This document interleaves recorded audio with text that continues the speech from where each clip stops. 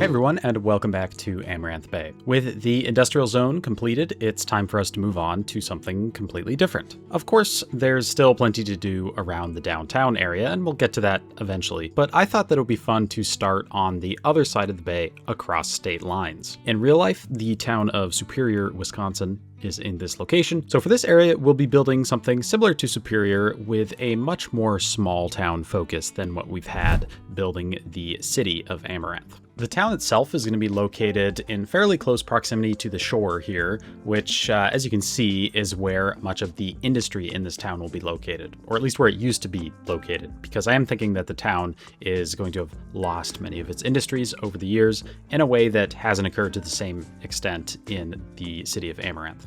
Anyway, today we're going to focus solely on the networks that make up the downtown and the networks that connect it up to the rest of the map.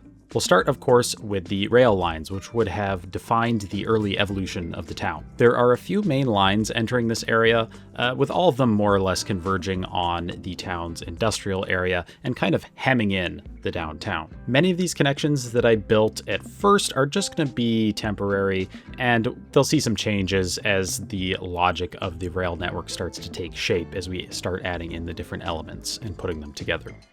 On this side of the loop, both the dock access track and the main line connect directly into this southeast-oriented main line, which is a different main line from the other one, of course, and this one travels parallel to the shoreline.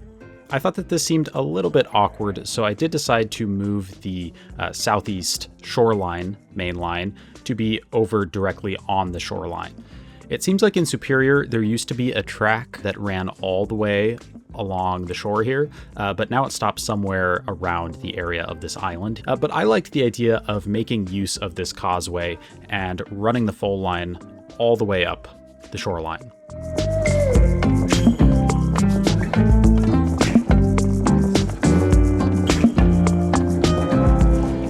The rerouting here is going to make for some challenging rail interchanges in a bit, but for now I'm just going to delay that problem by adding in a temporary connection. And I also decided to actually add another main line here that travels more directly south through the middle of this block of roads. I'm not going to make any functional outside connections for this or the other main lines at this point because I don't want to be overwhelmed with outside rail traffic. But I definitely will be taking some steps later on in this series of builds to generate some rail traffic once we start building actual industries that are going to benefit from the functional rail traffic.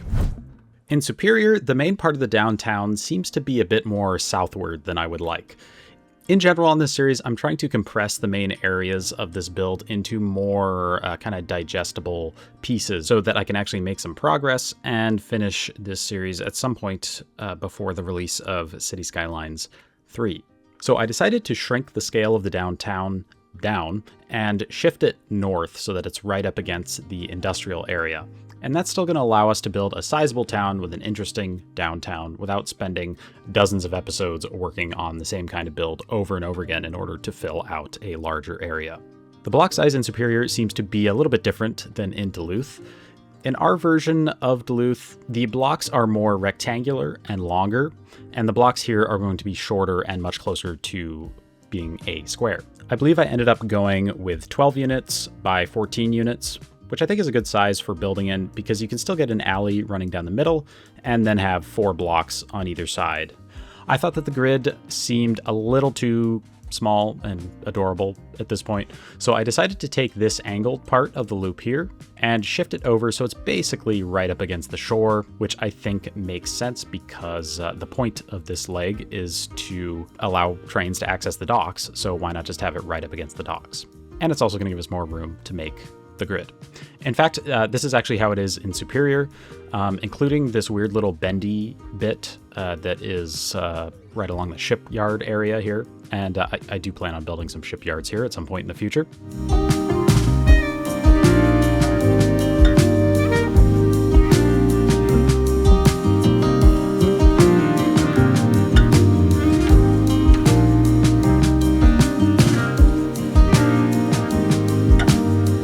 On the southern end of downtown, we have a nice motivation to end the built-up portion of the downtown and transition to the outer neighborhoods because we have the main rail line here that kind of cuts off the grid. In Superior, you have something like this where it splits into two parallel tracks that run along this highway that goes through the town, which I'm going to add here. I think that there used to be a passenger rail station along here in the past, so that's something to keep in mind as we build up the downtown.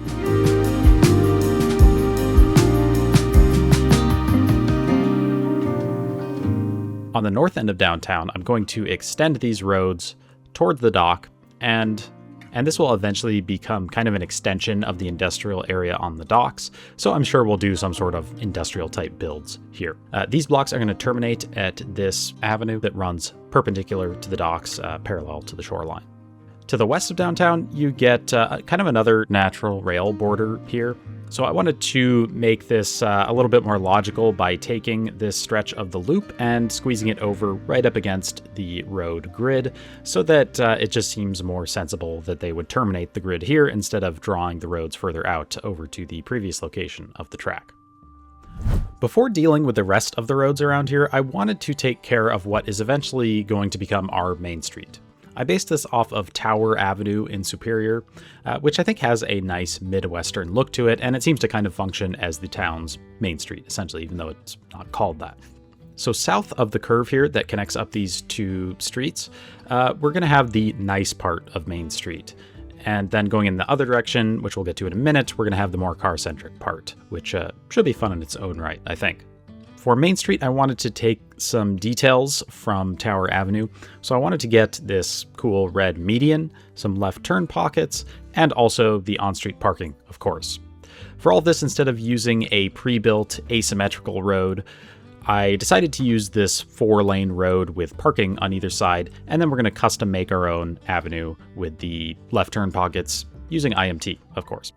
I started by detailing an intersection because that's going to kind of define how the lane math works out and how all the details interact with each other. So I added in these extended curbs that basically make it a little bit nicer for pedestrians to cross because they don't have to spend as much time in the traffic lanes. And then I forced these left turn lanes using Traffic Manager. So I went to building that median using a couple of things in IMT.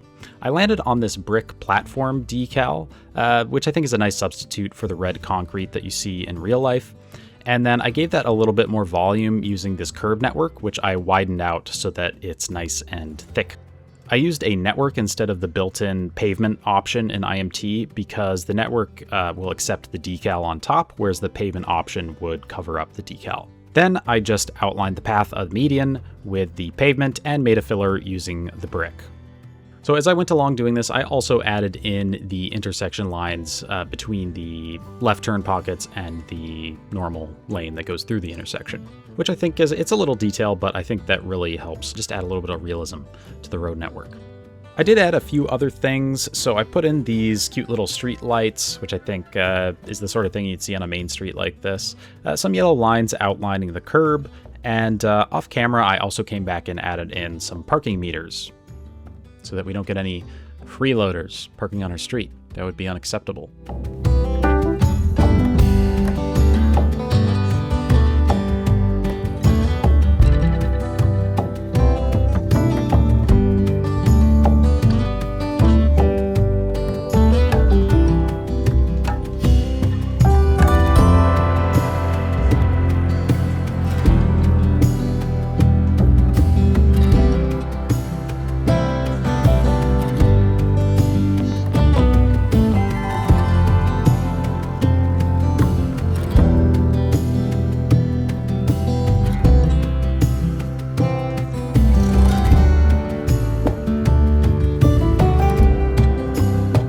There were a few things that were a little bit easier to do manually than with IMT, I thought. So that includes a little bit of signage, like these signs that tell you which side of the median to drive on, just in case you got confused and thought you were in the UK or something, somehow. And I also built some custom planters in the middle, just like the ones you see in Superior. So I used this fluffy looking hedge to look like a hedge. And then that was a little bit, it didn't really look like it had a base of any kind, so I added in a more right-angled hedge and lowered that down to make it look like there's some sort of foundation in which the shrubs can grow. And of course I added a couple trees as well. And then I just copied all of that by hand onto all of these medians. And I also came back and added some tree planters along the sidewalk as well. So where the avenue starts to curve around here, we're going to transition to the more car-focused version of Main Street. So the median here is going to taper down to allow for more lanes. And those lanes are going to feed into a strode, which is a word that I don't think I've ever actually said out loud, but here we are. I really like this asset because if you turn off a traffic light at an intersection, it runs the central turn lane through the intersection, which is much more realistic and just looks pretty cool. So this strode is going to exit the grid over here and curve along the rail line, which is something that we'll explore in detail in a moment. To the east of the town, we have what is kind of a rat's nest of various poorly thought out networks, so it's time to make some adjustments over here. The main problem is that I want this avenue to run over to the freeway, where we of course need to build an interchange. But I don't want such an important avenue to actually have any level rail crossings, kind of like the highway that you see in Superior. So to make some room, I'm going to get rid of this hideous connection and this awkward connection over here, which of course is kind of an issue because it's going to cut off rail traffic from farther south at the dummy town that I have at the edge of the map, because that runs in on the track parallel to the freeway, underneath the freeway as you see it here. Maybe not underneath, that's not the right word, but you get what I mean. I decided to have the freeway slope up onto this embankment to pass over this interchange, along with the road intersection that we're going to build, the highway interchange. And then it's going to continue on that embankment until it crosses over this new connection over here, which allows all of these various lines to connect. And that way trains can access the industrial area that we spent the last million episodes building, or downtown Amaranth, or the new town, or wherever. This is temporary and hideous, and don't worry, it will be replaced, and we'll still be able to have all that rail access available, but that'll come in a bit. In the meantime, I deleted the freeway, or at least this stretch of freeway, and that will allow us to reroute it slightly in a minute to better meet up with the interchange that we're going to build at the end of the avenue.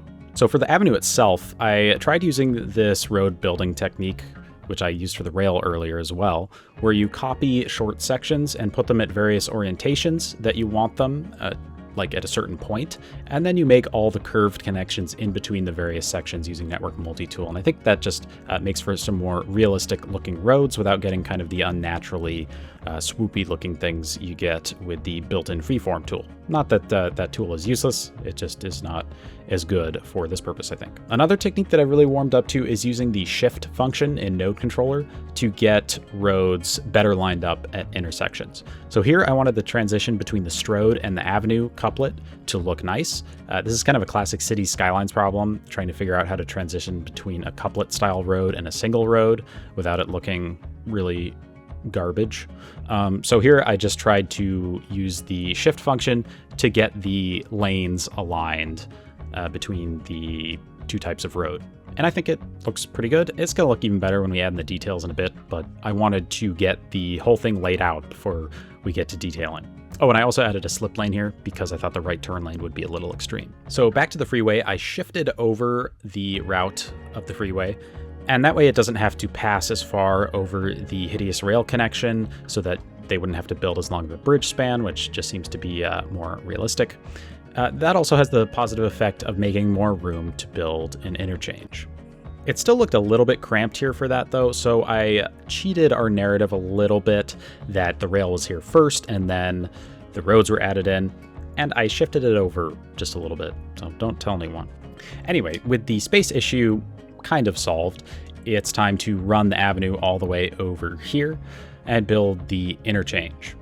By the way, if any of this feels like it's kind of taking up too much space or just it doesn't make sense that these types of roads would be built here, a lot of this is unused old industrial land.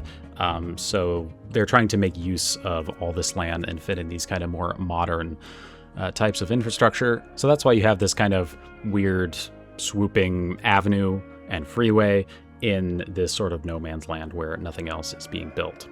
So with all that history in mind, I'm going to build something that I've never built before in this game, or at least never with any kind of realism or detail. And that is a dogbone interchange, which, if you're not familiar, is basically two roundabouts on either end of a little avenue, except you can't actually turn around on the interior portion of the roundabout, so you have to go through the entire thing if you want to do a U-turn when you're entering it. So obviously this would have not been built in the early 60s when the freeway was added in and the avenue was built. But I do think it looks like the sort of thing that would be built in modern times to replace an old and decrepit and barely functional trumpet interchange, or maybe even a diamond interchange, which would kind of be a hilarious option in this spot. But, you know, people have done crazy things with road networks before. I don't think building a diamond interchange in this kind of circumstance is that out of the question. Anyway, that doesn't matter. Really, this is just a rationalization that I just wanted to build a dogbone interchange, okay? So this was actually kind of a difficult build, especially to get the rounded look of each roundabout right, while still being able to have all these connections and all these nodes in close proximity. I found that the best way to make this was to do little half moons positioned where the freeway connections are going to go, and then just use those nodes to build off the entrance to the roundabout and the connection to the central portion of the dogbone. And then those sections are going to be manually curved by making a node in the middle and then drawing out the curves with Move It. And also I added in the far end of the roundabout just with this single lane because we're not going to get a lot of traffic turning around here. This was like my fourth attempt at making this. You can actually see I had this ugly dongle at the other end, but I realized that because I had managed to make something that looked all right on the other end, I could just copy and paste a mirror image of it over on this end, and then just make a couple of adjustments to fit it in here. It's probably a bit close up against the rail line here, seems a little dangerous, so I did end up pushing the track out even further off camera just to give it more breathing room, and I also made some adjustments to the context of the rail as well, just to make it look like it was intentionally ran here before all of this road infrastructure was put down. So with everything looking decent, I realized that I completely forgot to add in the highway ramps, which is kind of important for a highway interchange. But thankfully, adding those in was really easy, and it didn't result in any deformations or anything in the roundabouts, which I was kind of scared of. Although I did have to adjust the spacing a bit because I could tell that the ramps weren't going to look good placed so closely against the freeway here.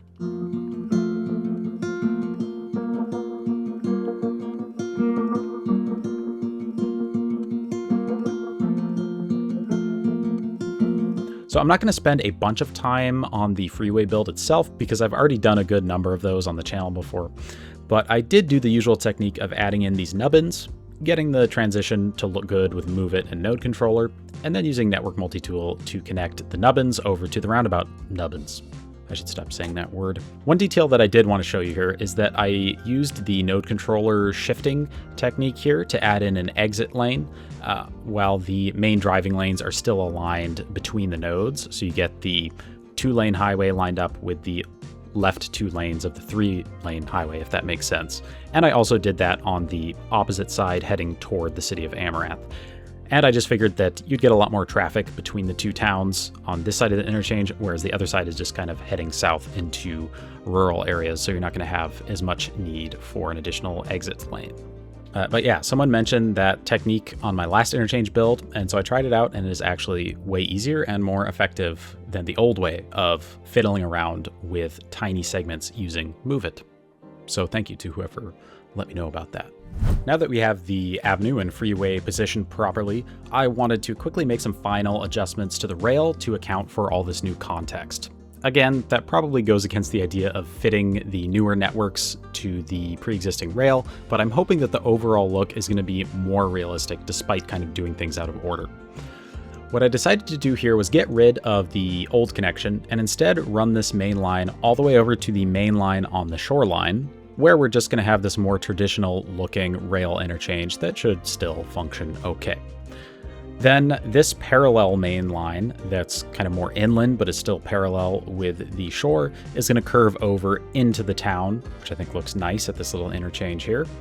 And since this is the only one that's actually carrying functional rail traffic right now, up from the dummy town in the south, I'm going to add a crossover down here so that we can actually get that traffic going on to the main line. It's a little convoluted, but I think it is the best option. By the way, anywhere where I'm anticipating to have actual functional train traffic, I'm using these two-way tracks because the single two-way track is just, it always results in stuck trains. So anywhere where the track isn't actually going to be used, I'm going to use the single track because it just looks so much better, in my opinion.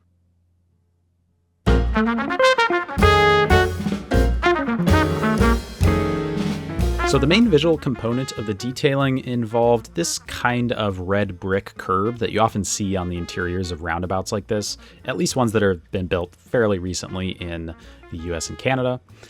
Normally I would use IMT for this kind of decoration, but because it is offset from the networks, I decided to go with these pedestrian paths from the Park Life DLC, which I've used before for roundabout builds for this exact purpose. So it was easiest to build these things outside of the roundabouts and then drag them into place and use Move It to fit the curves to the roads. The only variation here really is the part that runs beneath the freeway. Because the median is so much skinnier here, I had to scale them down on either end with Node Controller and then overlap the two lengths. And the reason that I overlap them is that if you make a three-way node with this path network, it creates a blank intersection with no texture inside of it. Well, no brick texture at least. So that was definitely not an option. I thought that this would be a really difficult thing to do, but it actually went really smoothly and only took a few minutes, and it was...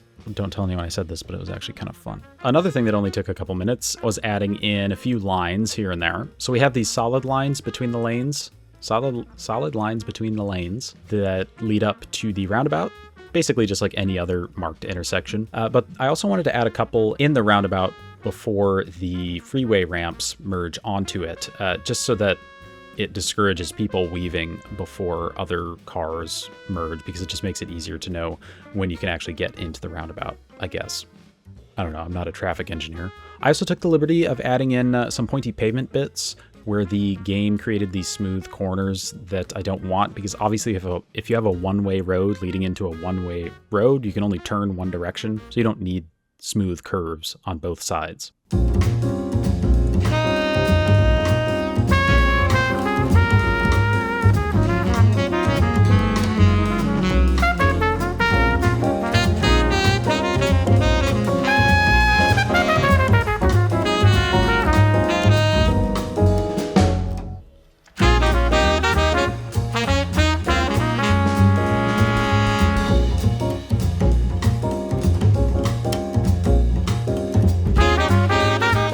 The signage is going to consist of a few different things. So we have yield signs for traffic entering the roundabouts, of course, and also some arrows for those people telling them which direction to go, just in case they thought they were entering a diverging diamond or something, I guess. And some of these freeway entrance signs are going to go at the entrances to the freeway. That's surprising. Finally, I wanted to custom make a couple of directional signs for people entering the interchange. I had to cut some corners here because the font that I'm using doesn't really come with the right kinds of arrows to indicate left turns in a roundabout. Or it's not technically a left turn, but if you want to go left from where you're entering the roundabout, that kind of left turn. So I'm only going to use these to show the right turn option and hope that the Sims can use their knowledge of civil infrastructure and deductive reasoning to figure out where the left turn goes. So this freeway is a branch of the main interstate, so we're going to get number 542 here. And of course, merging in this direction will take you down to Amaranth, and going straight through the roundabout will take you to whatever this town is going to be called. By the way, if you're watching this, I consider you a super viewer who doesn't skip the detailing sections, so I really value your opinion, and I want to know what you think we should call this new town. It could be something like the name Superior, just a little bit different. It could be related to Amaranth, or it could be something totally different. It's up to you. Of course, the sign gets a mirror image on the other entrance to the roundabout with just a couple of adjustments for the different destinations. Oh, and I also added some highway exit signs, but I've made plenty of those on the series before, so I'm not going to linger here too long.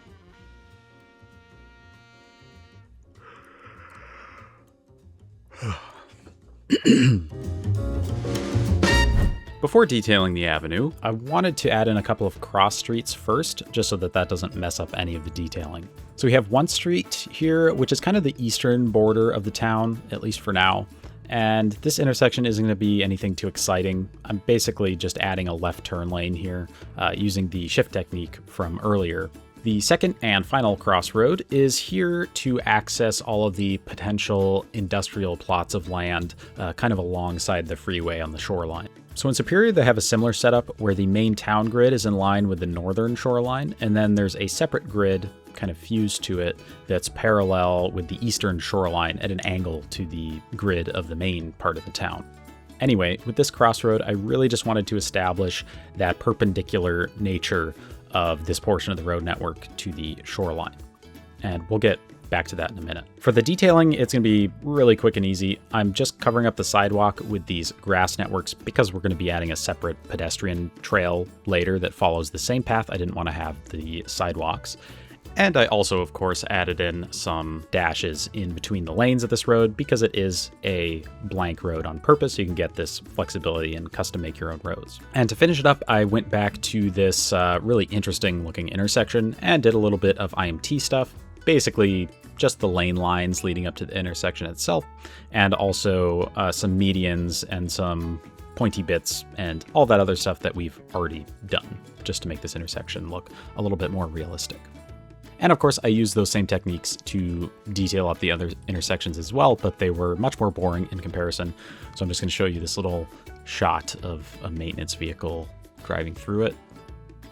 And here you can see this one with no cars in it.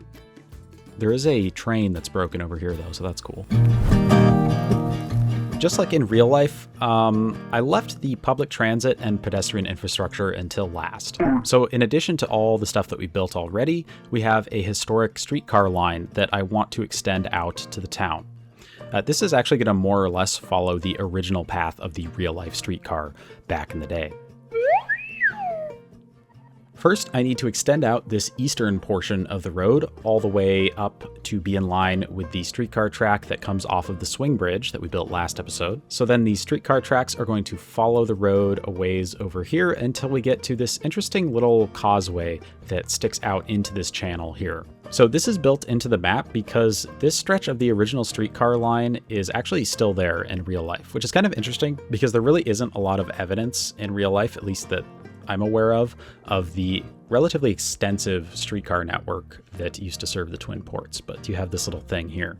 The only other evidence that I could find of there being a bridge of some sort here to cross the channel was, of course, the map, but also this photograph taken of the Blatnick Bridge when it was under construction, which I believe shows the remnant of what was very likely a swing bridge here. Otherwise, I don't know why it would be perpendicular to the bridge span. Obviously, I'm not a stranger to building swing bridges at this point, so I decided to bring whatever that swing bridge looked like back to life.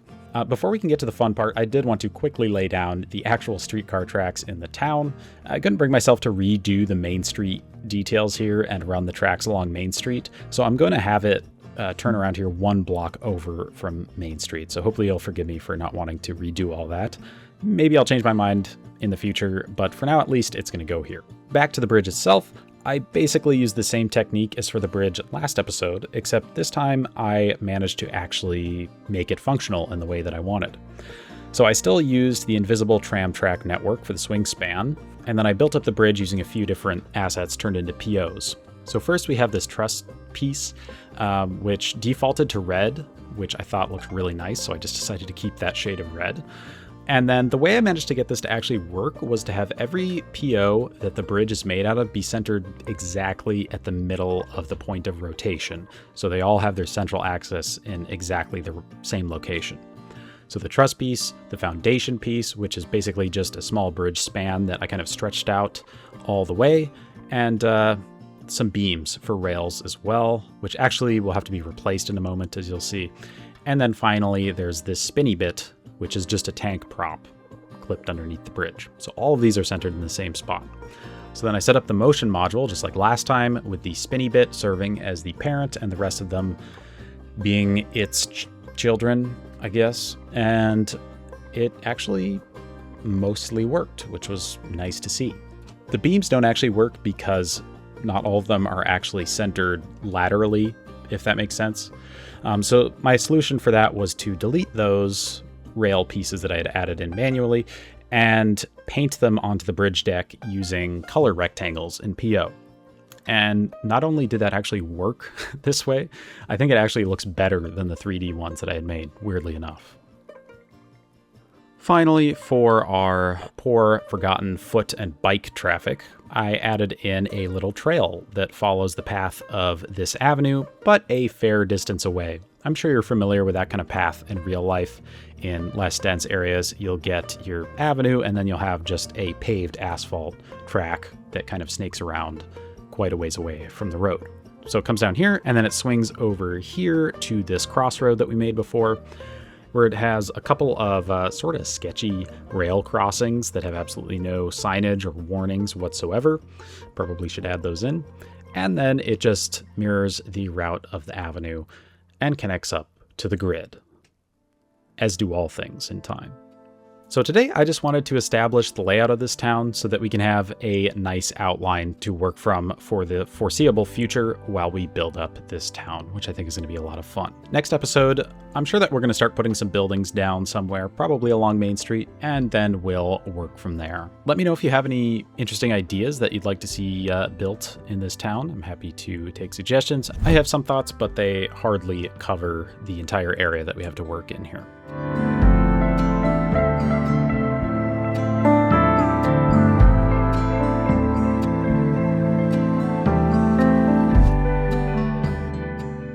Thank you to my channel members, with a special shout out to my $5 tier members, Juki, New, Peter J, and Victor Sellen. And of course, thank you for watching.